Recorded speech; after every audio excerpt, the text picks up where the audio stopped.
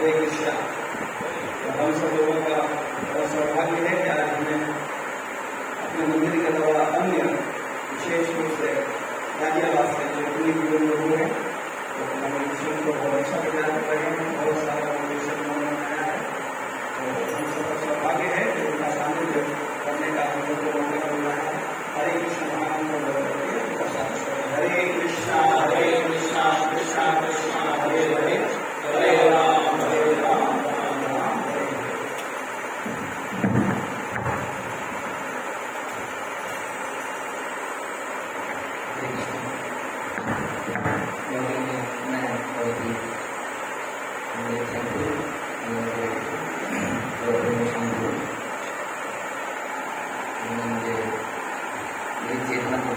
ठीक करेंगे, किस तरह से छोड़ेंगे बालों में पढ़ते हैं पढ़ेंगे भागवत में तीसरा खंड अध्याय 22 और श्लोक संख्या 16।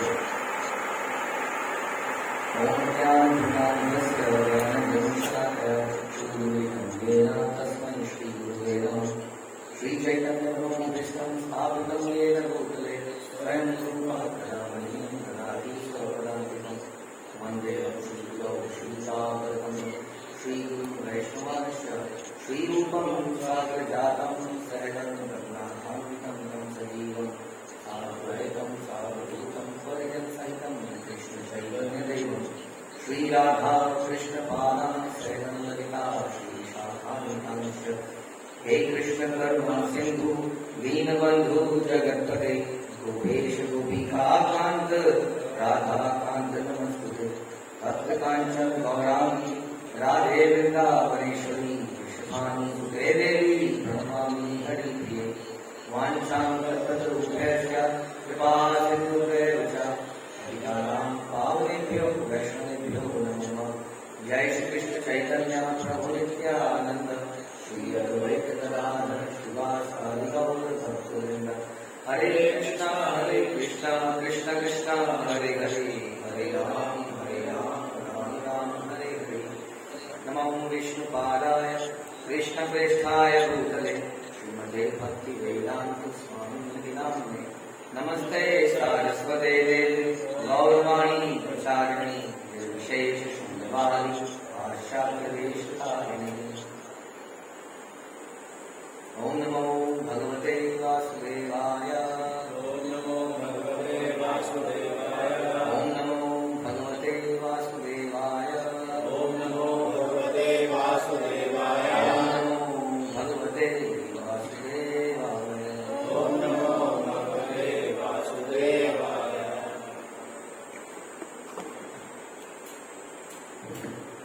कामस भूयान देवतेयस्य पुत्रया समान्या यविभूपतिः तयेव ते तनयां नाद्रियेत स्वयैव कान्त्या क्षिपतीव श्रियम्।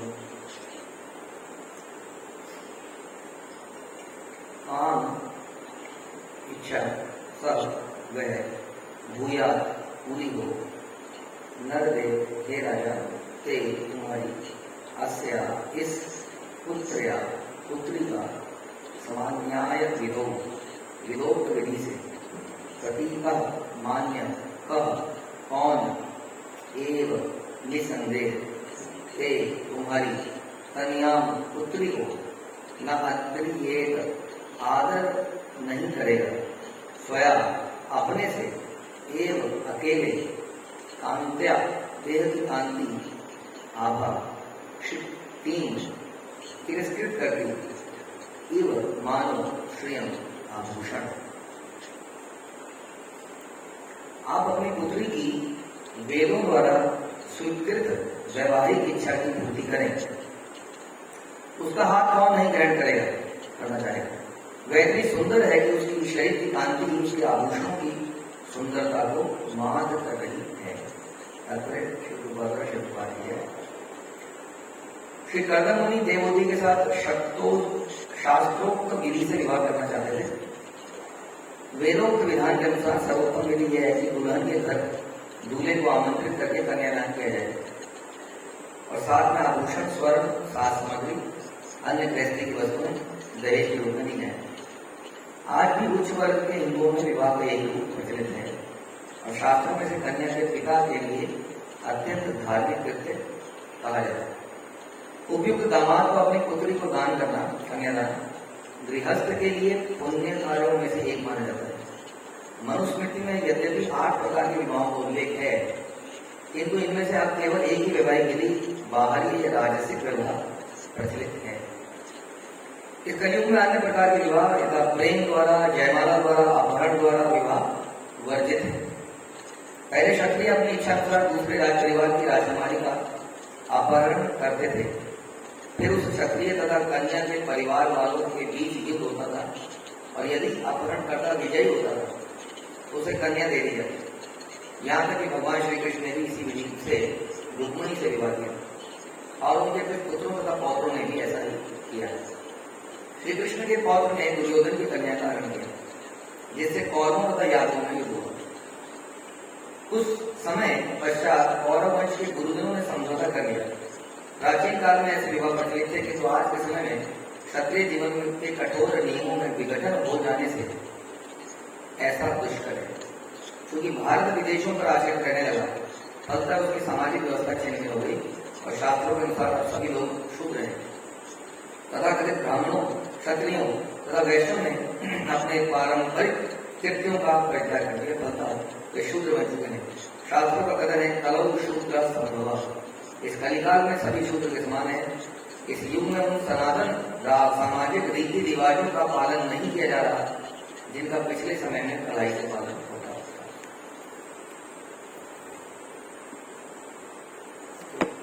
रूपा के तात्पर्य और के ऊपर हम लोग इस श्लोक के जो ट्रांसलेशन रूपा किया उसके ऊपर हम समझने का प्रयास करेंगे। थोड़ा सा बैकग्राउंड तो हमें है ही कि कर्दम मुनि और देवती का ये समाज चल रहा है। हम जानते हैं कर्दम मुनि ने 10,000 साल तक तपस्या करी और भगवान ने उनको दर्शन दिए,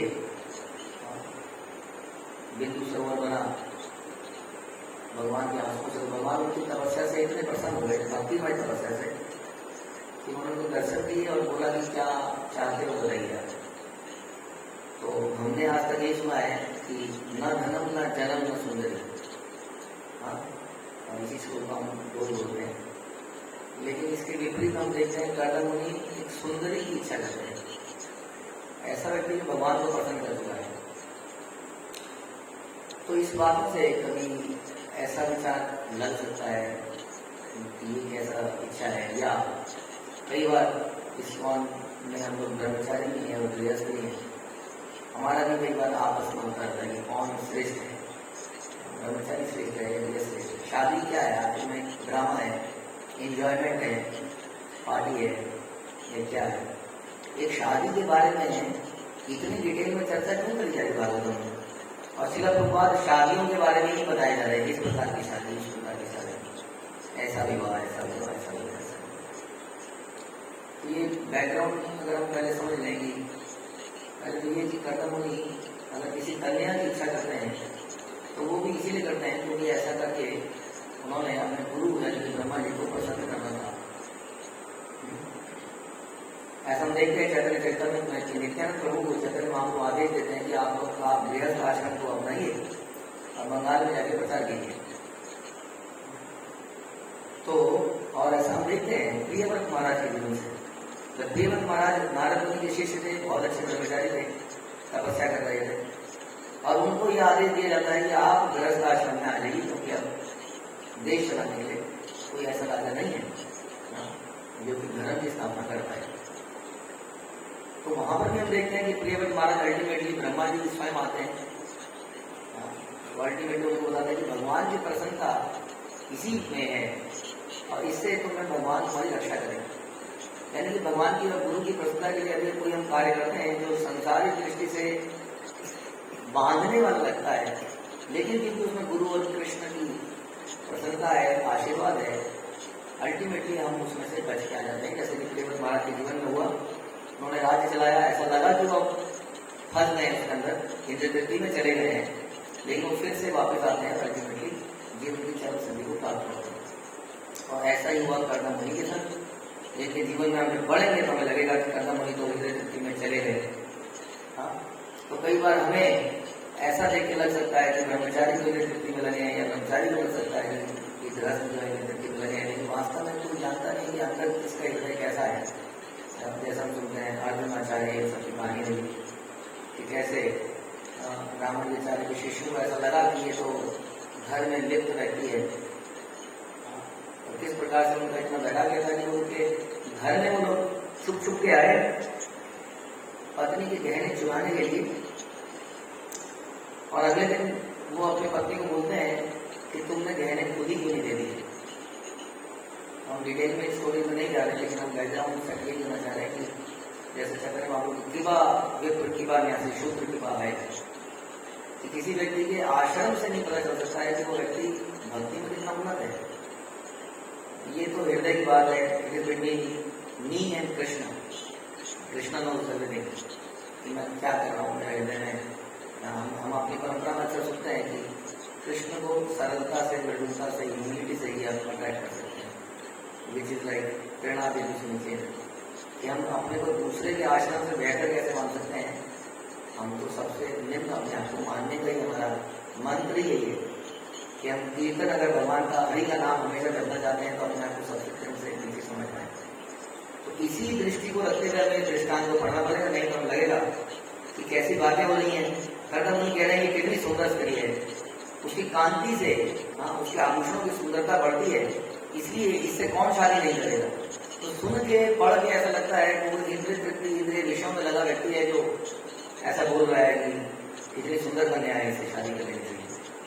इसलिए हम भी अक्सर जजमेंटल हो जाते हैं किसी के बारे में, उसके किसी एक सेंटेंस को सुन के, उसके किसी एक घटना को देख के, विदाउट डिसरिगार्डिंग कि उस व्यक्ति ने आज तक क्या क्या किया है, उसने कितना समर्पण किया है, उसने कितना बलिदान दिया है।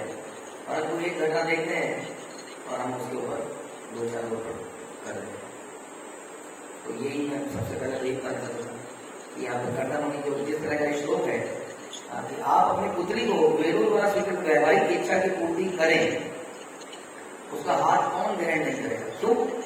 क्योंकि वो इतनी सुंदर है, उसकी शारीरिक कांति, उसकी आभूषण की सुंदरता की मांग कर रही है। और वास्तव में देखा जाए तो सुंदरता देखने वाले के ऊपर है। जैसे कि कृष्ण कुब्जा को कहते हैं कि हे सुंदरी तुम कहाँ जा रही हो, वो सुंदर स्त्री उसके अंदर एक सुंदरता को देख पाते हैं। तो सुंदरता तो देखने का विषय है, सुंदरता केवल शारीरिक सुंदरता नहीं होती। कोई व्यक्ति यदि अंदर से बहुत ही पसंद है, जैसे कि अक्सर हम सुनते हैं कि भक्तों के चेहरे पे एक तेज आ जाता है, वो सुंदर लग रहे हैं। क्योंकि ऐसा कुछ उनके वेशभूषा ऐसी होती नहीं कि वो किसी को अट्रैक्ट करें, लेकिन फिर भी लोगों को अट्रैक्ट कर लेते हैं अपनी पवित्रता से, प्योरिटी फोर्स। और यहाँ पर ऐसा नहीं है कि केवल हम यही बात करते हैं कि शारीरिक कांति की जैसे बात करके जाती है, तो हम अक्सर सुनते हैं, देखते हैं कि भक्तों में एक अलग ही कांति है, चाहे काले प्रकार का भक्ति ना हो, अलग ही कांति उनकी दिखती है, क्योंकि उनका हृदय बड़ा पवित्र होता है।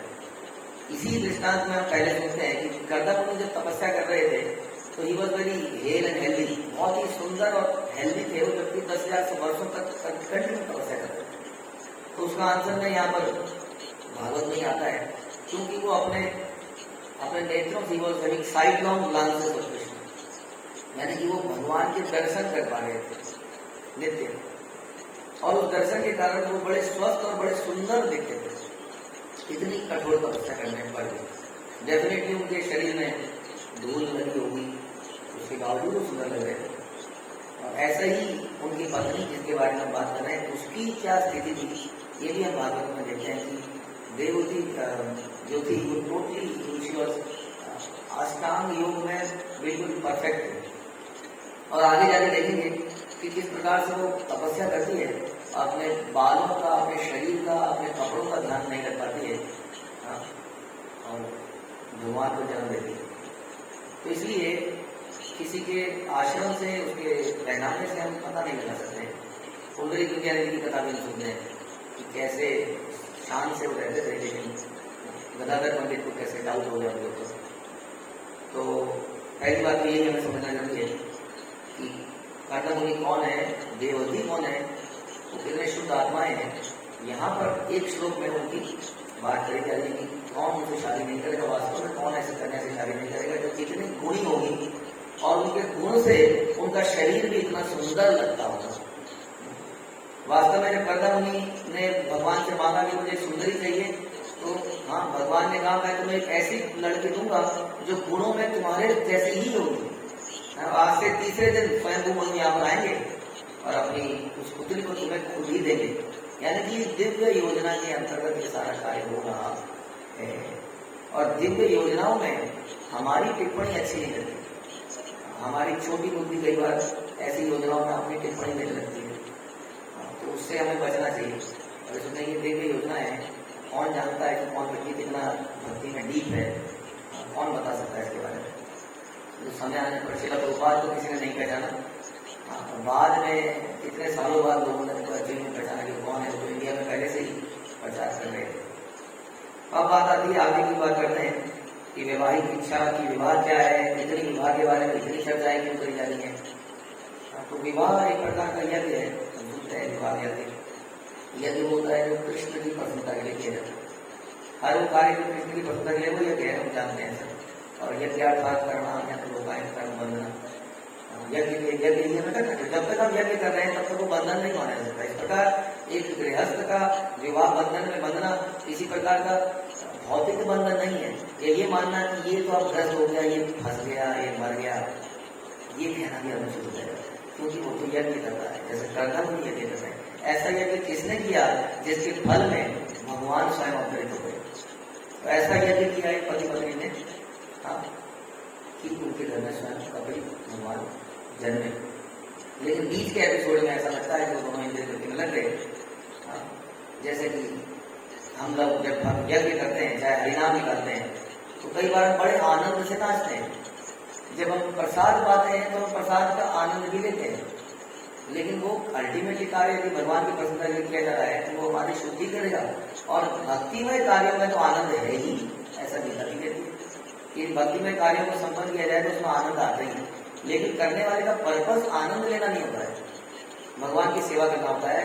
लेकिन उस सेवा करने में ही उसमें आनंद भी है, जैसा होता है हरिनाम से नाच गाना। उसी तरह से ये गृहस्थ आश्रम में इसीलिए आए ताकि गुरु की प्रसन्नता हो सके, भगवान के लिए वो कुछ कर सके। और इसके बीच में उनके गृहस्थ आश्रम में हम सुनते हैं कि एक बहुत बड़ा एरियन सिटी बनाई गई, उस विमान हुआ, उसमें उड़ के गए और उन्होंने कई सालों तक भोग किया। उससे हमें विचलित नहीं हो जाना है, क्योंकि वो सब दैवीय योजनाएं। एक प्रसन्नचित्त हृदय से ही संतान उत्पत्ति का प्रोसेस करना चाहिए, एक दिव्य और प्रसन्नचित्त। इसमें काम इच्छा नहीं है, लेकिन प्रसन्नता उसमें है। प्रसन्नता के बिना कोई अच्छा काम नहीं हो सकता। यदि हम कुछ जब करने बैठे हैं तो हमारे हृदय में बोझ नहीं होना चाहिए जब करने का, प्रसन्नता में। उसी तरह से जब इन्होंने विवाह यज्ञ किया और उसके बाद में अपनी पत्नी के साथ विहार किया तो उसमें प्रसन्नता तो थी, लेकिन वो सारा का सारा कार्य भगवान के लिए था। यदि ऐसा ना होता तो वो ऐसा कैसे कह पाते कि तुम्हारे से संतान प्राप्त होते ही, पुत्र की प्राप्ति होते ही मैं संन्यास धारण कर लूंगा। और ऐसा उन्होंने करके भी दिखाया। उन्होंने 9 कन्याओं को जन्म दिया, उसके बाद कपिल भगवान आया, उसके बाद वो उनको छोड़ के चले गए। इसका मतलब वो कभी भी आ सकते नहीं है। ऐसा नहीं कह सकते कि वो बीच में अटैच हो गए थे और बाद में विरक्त हो गए। वो हमेशा से विरक्त ही थे, लेकिन वो कार्य भगवान की प्रसन्नता के लिए किया जाना था, इसलिए उन्होंने उसको बहुत ही अच्छे तरीके से किया। इसलिए गृहस्थ आश्रम में यदि हम अपनी पत्नी के साथ रहते हैं, यदि हम अपने बच्चों के साथ रहते हैं, तो वो बोझ नहीं बन जाने चाहिए हमारे लिए। वो कार्य हमें बड़ी प्रसन्नता से करना चाहिए, अच्छे से करना चाहिए। हाँ, प्रभुपाद ने तो बहुत कुछ बोला इस बारे में कि चिल्ड्रन लाइक बेबीज, है ना। तो कैसे हम गृहस्थ आश्रम को भी बहुत ही ईमानदारी से और प्रसन्नचित्त होकर जिए, इस उद्देश्य से कि सारा परिवार भगवान का भक्त करे, सारे परिवार मिलकर भगवान की भक्ति करें। ऐसा कार्य यदि है कि किसी भी तरह एक सन्यासी के कार्य से कम नहीं हो सकता, यदि वो भगवान की प्रसन्नता के लिए किया जाए। और हम जानते हैं इसी को हम युक्त वैराग्य कहते हैं। हाँ, लेकिन कब युक्त है, कब हम अटैच हो गए, ये हमारे सीनियर हम बता सकते हैं कि क्या हम वास्तव में अटैच हो गए हैं या हम युक्त वैराग्य के अंदर कार्य कर रहे हैं। तो प्रभुपाद यहाँ पे बड़ा डिटेल में अलग अलग विवाहों के बारे में बताते हैं। ऐसा बोला जाता है कि सन्यासी को विवाह से दूर रहना चाहिए, लेकिन प्रभुपाद ने खुद ही परपट में भी लिखा कि प्रभुपाद ने खुद ही विवाह बहुत सारे अपने भक्तों के विवाह करे। प्रभुपाद ने वैसे बहुत सारे कार्य किए जो कि पहले लोग उसको, है ना, जो सो कॉल्ड ब्राह्मण है उसको गलत मानते थे। संसार में ऐसी रीति नहीं थी कि ब्रह्मचारी सन्यासी जो है समुद्र को पार करे, विवाह में पार्टिसिपेट करे। प्रभुपाद ने वो सब कुछ किया क्योंकि वो भगवान की प्रसन्नता के लिए था, इसलिए उन्होंने यज्ञ कराए। ये जानते हुए कि समाज के अंदर चारों आश्रम, है ना, बैलेंस होना जरूरी है। हर कोई ब्रह्मचारी नहीं बनेगा, नहीं हर कोई गृहस्थ बन जाएगा। Everybody is important. This is हमको ये समझना चाहिए कि सभी लोग इम्पोर्टेंट है, तो हम मिल के क्यों ना चले। अगर प्रभुपाद इसको विवाहों के बारे में इतना डिटेल में बता रहे हैं और खुद ही विवाह में पार्टिसिपेट कर रहे हैं। सुनते हैं कैसे प्रभुपाद ने अपने भक्तों के विवाह कराए, कैसे वो यज्ञ संपन्न कराए, उसमें खुद ही पार्टिसिपेट किया। गर्भदान संस्कार के बारे में अपने शिष्यों को बताया कैसे गर्भदान संस्कार होना चाहिए।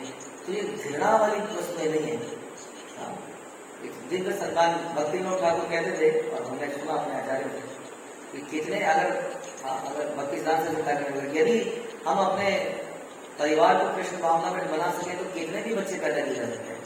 ऐसा नहीं है कि किसी व्यक्ति के 15 बच्चे हैं तो वो एक व्यसनी व्यक्ति है, और किसी का कोई बच्चा नहीं है तो वो डिटैच व्यक्ति है। हाँ, ये इससे पता चलेगा कि कैसे वो भक्ति में लगा रहे हैं, घर कैसे चल रहा है। भक्ति विनोद ठाकुर कहते थे कि जब मैं घर आता हूँ तो मुझे लगता है कि घर ही गोलोक है, क्योंकि इधर से पत्नी आरती कर रही है, बच्चे कीर्तन कर रहे हैं, वहां पे कुछ चल रहा है, वहां पे कुछ चल रहा है। तो ऐसा संघ यदि हम बना सकें तो ये जो है विवाह एक यज्ञ है, पुत्रों की प्राप्ति, संतान की प्राप्ति, संतान की परवरिश, भगवान की प्रसन्नता के लिए डिवोशनल एक्टिविटी है। क्योंकि यही परिवार के यही सदस्य तो आगे जाके समाज में एक उदाहरण बनेंगे। हम किसको उदाहरण दिखाएंगे? हमें समाज को ये प्रैक्टिकल की 99% लोग अधिकतर ग्रस्त ही बनेंगे, क्योंकि अब ये समय ऐसा आ गया है। ठीक है, अब ऐसे में हमारे पास कुछ ऐसे एग्जाम्पल्स का होना जरूरी है जो दिखा सकें, देखिए कि गृहस्थ आश्रम में ऐसे रहा जा सकता है, ऐसे जॉब करी जा सकती है, ऐसे बच्चों की परवरिश करी जाती है, और मंदिर भी आया जा सकता है, मंगला आरती में आया जा सकता है, जब किया जा सकता है, इतनी सेवाएं करी जा सकती हैं। तो we must give such kind of example. लेकिन ये एग्जाम्पल हम तभी देख पाएंगे जब हम एक दूसरे से घृणा नहीं करेंगे और एक दूसरे को अप्रिशिएट करेंगे। उसी तरह से यदि समाज में कोई बोलता है कि ब्रह्मचारी तो इम्प्रैक्टिकल है, घर को छोड़ दिया, पेरेंट्स को कितना नुकसान हो गया, तो वहां पर भी ग्रस्तों को आगे आके उनको समर्थन करना चाहिए। उन्होंने बहुत बढ़िया काम किया समाज के लिए, क्योंकि ये उदाहरण दे रहे कि कैसे वैराग्य में दूसरों की सेवा की जा सकती है। इन्होंने वैराग्य अपने बला छुड़ाने के लिए नहीं किया, कौन करे नौकरी, कौन करे शादी, चलो मंदिर में ब्रह्मचारी बन जाए। इन्होंने दूसरों के कल्याण के लिए वास्तविक रूप में सेवा करी। इसलिए प्रभुपाद कहते हैं कि ब्रह्मचारी को भी 8 घंटे काम करना चाहिए, जैसे ग्रस्त काम करता है आप भगवान के लिए। तो दोनों ही आश्रम एक दूसरे को सपोर्ट करने के लिए। ऑब्वियसली ब्रह्मचारी ज्यादा समय दे पाते हैं कुछ चीजों के ऊपर, और ग्रस्त दूसरे चीजों में समय दे पाते हैं, लेकिन दोनों की अलग योग्यता है, क्वालिफिकेशन है, एक्सपीरियंसेस है, कि उन दोनों को यूटिलाइज किया जाए और ये समझा जाए कि वो भी डिवोशनल एक्टिविटी में लगे हैं और वो भी डिवोशनल एक्टिविटी में लगे। उनके जीवन में कुछ कठिनाइयां हैं, अपने परिवार से दूर रहना, कष्टों में अकेले रहना बड़ा मुश्किल है, लेकिन एट द सेम टाइम ये भी समझना चाहिए कि गृहस्थाश्रम के अंदर इतने सारे घर के लोगों को लेके चलना कितना बड़ा काम है। और सबको लेकिन वो क्यों कर रहे हैं? वो समाज में एग्जाम्पल सेट कर रहे हैं।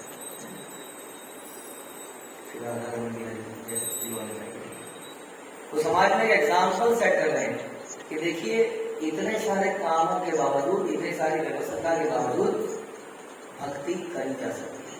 तो कोई व्यक्ति ज्ञान दे रहा है भागवत गीता से, श्रीमद् भागवतम से, अबाउट डिटैचमेंट, वैराग्य, तो कोई सामने से बोल सकता है तुम क्या बोलोगे वैराग्य के बारे में? तुम्हारी पत्नी थोड़ी है, तुम्हें क्या पता क्या होता है, हमारे बच्चे हैं क्या? और ऐसे समय पर यदि हमारे पास ऐसे एग्जाम्पल होंगे तो हम दिखा पाएंगे हाँ जी ये देखिए ये ग्रस्त है, ये ग्रस्त है, सब कुछ काम कर रहे हैं। तो इसलिए ये सारे वैदिक रिचुअल जितने भी बनाए गए हैं, जितने भी प्रकार के विवाह रूपात में लिखे हैं, जो कि प्रोसेस लिखा है, दहेज का प्रोसेस लिखा है, न जाने क्या क्या लिखा है, ये सारे प्रोसेस क्योंकि वैदिक सभ्यता से आ रहे हैं, इन प्रोसेस के पीछे अल्टीमेटली कृष्ण की प्रभुता है ही है। इसीलिए हमारे संप्रदाय में युक्त वैराग्य के बारे में इतना बोला गया, हाँ इतना हम सुनते हैं उसके बारे में कि वास्तव में वैराग्य किसको कहते हैं? भोगने की इच्छा को वैराग्य नहीं कहा जाता है। हमारे पास कोई वस्तु है ही नहीं तो हम भोगेंगे क्या, लेकिन उस वस्तु के आते ही यदि हम विचलित हो जा रहे हैं, सब कुछ छोड़ने के बाद भी यदि हमारे तरफ आ सकती है, हाँ तो फिर वो वैराग्य नहीं। और एक व्यक्ति जिसके पास सब कुछ है और उसके प्रति आसक्त नहीं है और भगवान की सेवा में लगा रहा है, वो परम सन्यासी है, ऐसा प्रभुपाद ने कई सारे पर्वत में कहा है। तो असली वैराग्य क्या है? कर्दमुनि के जीवन से हम देख सकते हैं कि किस प्रकार से ऐसा लगता है कि वो विवाह की इच्छा से तपस्या करते हैं, विवाह की इच्छा से ब्रह्मा जी से तो भगवान से वरदान मांग रहे हैं, और आप क्या बोलते हैं कि कौन इससे शादी नहीं करेगा, क्योंकि उसकी शारीरिक कांति इतनी अच्छी है कि आभूषण को भी मार देती है। तो इसलिए यहाँ पर हम यही समझ रहे हैं कि कृपा बता रहे हैं कि कन्यादान के बारे में, दहेज प्रथा प्रोसेस के बारे में। तो कन्यादान, अगर आप एक शब्द को सुनेंगे तो बड़े दिव्य शब्द है, विवाह यज्ञ, गृहस्थ आश्रम, कन्यादान। आश्रम वही जगह है जहाँ पर सबका पर्पज भगवान की प्रसन्नता है। होटल और आश्रम में अंतर होता है। तो उसी तरह से गृहस्थ आश्रम यानी कि एक ऐसी जगह जहाँ पे कुछ लोग इकट्ठे हुए हैं भगवान की प्रसन्नता के लिए, तो इसलिए ये आश्रम है। कन्या का दान है, अगेन कन्या का दान क्यों है? समाज में ऐसी संतानें आगे आए जो कि भगवान की भक्त हैं, संस्कार किए जाए और समाज में ऐसी जनसंख्या पैदा हो जो कि भक्ति कर सके, भक्ति का प्रचार कर सके। इसलिए कन्या का दान दिया जा रहा है। जैसे हम दान देते हैं ताकि प्रचार हो पाए, मंदिर का निर्माण हो पाए, वैसे हम कन्या का दान करें ताकि ये कन्या जब दूसरे जगह में जाए तो अपने संस्कारों से सबको भक्त बनाए, ऐसी संतान पैदा करे जो भगवान की भक्त हो, जो कपिल मुनि जैसी हो, ऐसी संतान पैदा। इसलिए कन्या का दान किया जा रहा है। और जब हम ये सब प्रोसेस करते हैं तो धूमधाम तो करते ही है, हाँ नहीं करते हैं लोग। हम सारे उत्सवों में धूमधाम करते हैं। भगवान के हर प्रोसेस, चाहे हमारा आविर्भाव है चाहे तिरोभाव है, वैष्णव के लिए वो उत्सव है, तो क्यों नहीं विवाह एक उत्सव होना चाहिए जिसमें कि इतना बड़ा कार्य करा जा रहा है। अगर ये पर्पज है तो पहली बात तो संसार में एजुकेट करने की आवश्यकता है कि विवाह कोई हनीमून मनाने के लिए नहीं है।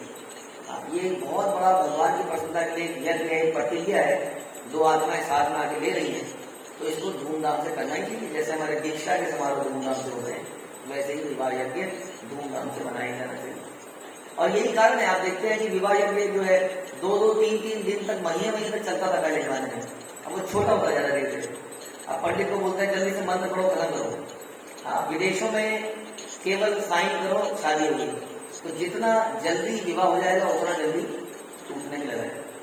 जब हम उसको एक एलेबोरेट प्रोसेस बना लेते हैं कि बहुत बड़ा प्रोसेस है, लोग जाएंगे, देखेंगे, मिलेंगे, परिवार मिलेंगे, समाज में बात होगी, लोग डरते थे इस प्रोसेस से कि अगर एक बार शादी कर ली तो फिर तोड़ने में तो समाज में छूट हो जाएगी, क्योंकि वो इतना बड़ा प्रोसेस था अपने आप में। मिलना जुलना, आना जाना, एक दूसरा रिवाज, तीसरा रिवाज, चौथा रिवाज, लोग आ रहे हैं यार, इतना बड़ी फंक्शन की पूरे समाज को पता लग जाए कि शादी हुई है, उसके बाद अब तुम छोड़ के दिखाओ। लेकिन अब क्या है, फटाफट का प्रोसेस है, इसलिए फटाफट ही छूट भी जाता है, टूट भी जाता है। जब आज में इतना सारा दहेज दे दोगे, इतना पैसा लगा दोगे, दोबारा शादी करने का आप भी सोचोगे। यही था कि एक बार कर लिया तो कर लिया, अब दोबारा कुछ नहीं होगा। लेकिन क्यों अभी आप ये रीति रिवाज खत्म हो गए, भगवान कह रहे हैं ये अलग अलग तरह के विवाह आज के युग में नहीं है, क्योंकि क्षत्रिय वो क्षत्रिय रहा ही नहीं है कोई, वो नियम पालन ही नहीं कर सकता वो क्षत्रिय में। लेकिन फिर भी घोड़े में तलवार लेके जरूर जाते हैं, लाइक क्षत्रिय, घोड़ा भी गिराएगा, तलवार भी गिराएगी। तो ओरिजिनली ये जो मूड था वो मूड नहीं है, इसलिए गुरुबाद कह रहे हैं ये सारे प्रोसेस अब बंद हो गए।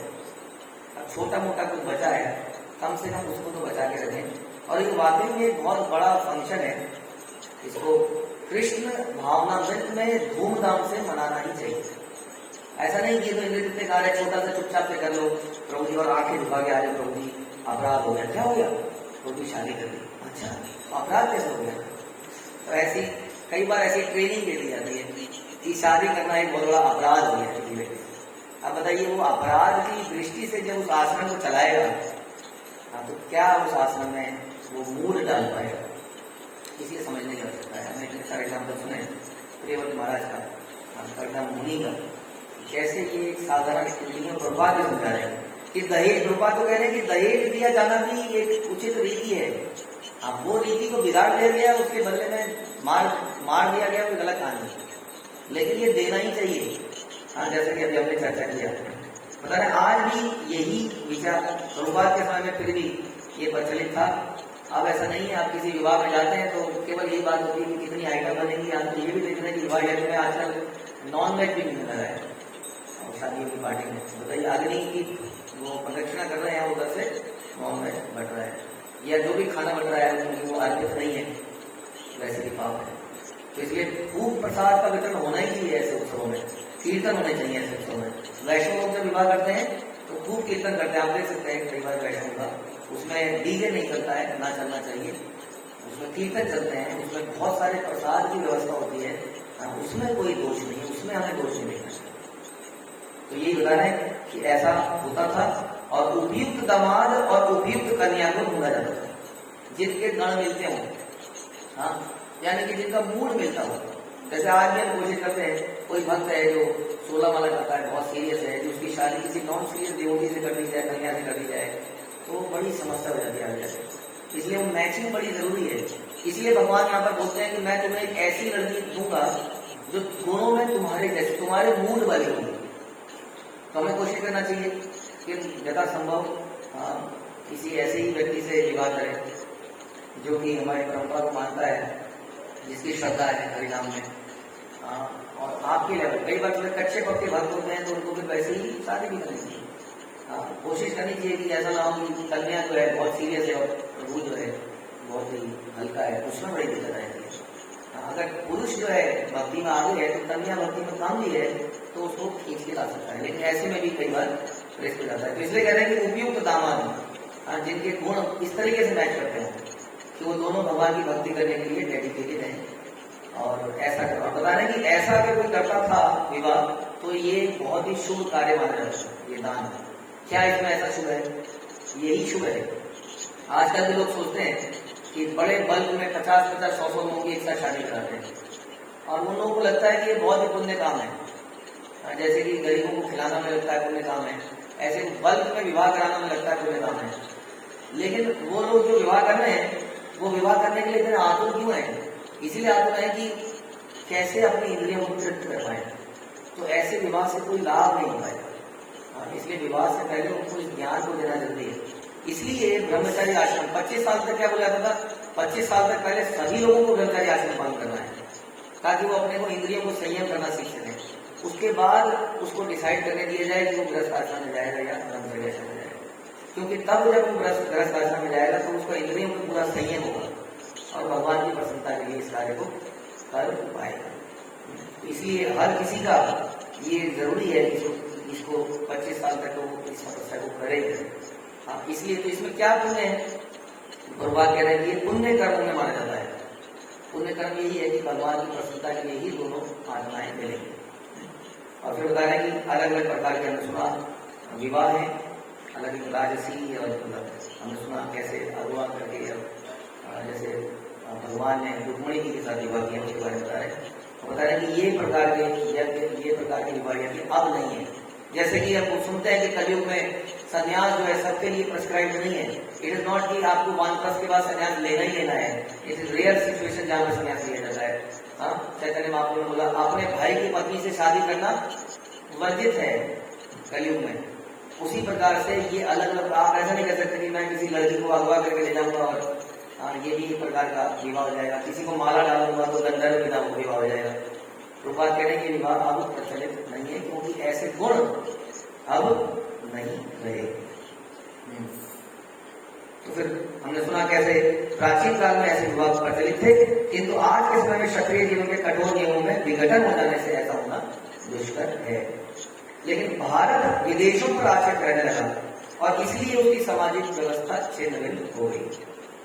तो हम लोग बहुत इन्फ्लुएंस्ड हैं वेस्टर्न कल्चर से, इसलिए हर चीज धीरे धीरे वहीं की अडॉप्ट करते जा रहे हैं। पहले वहां का खान पान, वहां की वेशभूषा, फिर अपने रीति रिवाज अब हमें काट खाने वाले हैं, बुरे लग रहे हैं। जैसे मैंने बोला आजकल उद्देश्य ये है, पंडित जी क्या कहते हैं उसको, वरमाला करते करते हम देखते हैं आजकल शादी में 2 बज जाते हैं। आप लोगों ने भी देखा होगा 1-2 बजना आम बात हो गई है, क्योंकि वो इतना तो 2 घंटे तो फोटोग्राफर लेगा। पहले फोटोग्राफर भी जैसे पंडित जी इंपॉर्टेंट है वैसे फोटोग्राफर बहुत इंपॉर्टेंट व्यक्ति बन चुका है शादी के लिए। वो आपको आगे नहीं बढ़ने देगा, वो आपको हर स्टेप में रोकेगा। हाँ ऐसे कीजिए फोटो खींचेगी। इतना करते करते करते करते आपकी वरमाला हो जाएगी 1 रात के 1-2 बजे। उसके बाद थोड़ा सा समय हो जाएगा, फिर आप बोलेंगे पंडित जी कैसे इसको आधे घंटे में निपटा सकते हो आप बोलेंगे। हमारे वैष्णव लोग जो विवाह के प्रोसेस को जानते हैं वैसे कहते हैं कि वास्तव में वरमाला बाद में होनी चाहिए, पहले आपको यज्ञ करना चाहिए। लेकिन प्रोसेस उल्टा है आज के डेट में, क्योंकि ये बड़ा ग्लैमरस प्रोसेस लगता है कि आपने माला डाली, उसने माला डाली, बड़ा फोटो, सितारे घूम रहे हैं, ऊपर से फूलों की बारिश हो रही है। तो इस ग्लैमरस प्रोसेस को पहले कर ले, क्योंकि लोग अभी हैं, फिर लोग चले जाएंगे, फिर यज्ञ में बैठेंगे, कोई नहीं होगा तब हम यज्ञ करेंगे। और योग यज्ञ भी क्या पर्पज होगा, कैसे जल्दी जल्दी निपटाया जाए। तो ये बता रहे हैं कि प्रभुपाद कि हम कैसे वेस्टर्न कल्चर से इतने प्रभावित हो रहे हैं कि हमारे ये व्यवस्था छिन्न भिन्न हो गई है। इसलिए इसके अंदर की शुद्धता चली गई है। हाँ आदमी आज के डेट में हम सुनते हैं कि कैसे लोग प्रिपेयर करते थे अपने आप को। हाँ प्रचेतास के बारे में सुनते हैं, कैसे प्रचेतास ने प्रिपरेशन करी पहले, फिर वो गृहस्थाश्रम में गए। अब हमारी प्रिपरेशन क्या होती है, हमारी प्रिपरेशन कैसे बढ़िया हो रही है, 2 महीने पहले से कौन सा सूट सिलाना है, कौन सा क्या करना है, कौन सा सारी प्रिपरेशन ही इसी चीज को लेके है। तो इसलिए ये हमारी सभ्यता छिन्न भिन्न हो गई है, इसको आगे छिन्न भिन्न न करें। हमें अपने रीति रिवाजों, देखो रीति रिवाजों का हमें मूल ना पता हो कि हम इस्कॉन में भी आगे कई बार बोल देते हैं ये तो वेस्ट है, रीति रिवाज वेस्ट नहीं है, उसके अंदर की स्पिरिट हम शायद भूल गए हैं। थोड़ा खोज करेंगे तो पता चलेगा कि हाँ उनकी कुछ वैल्यू है, इसको वैदिक तरीके से करा जा सकता है। जैसे हम बोलते हैं कि विवाह भी वैदिक तरीके से करे जा सकते हैं।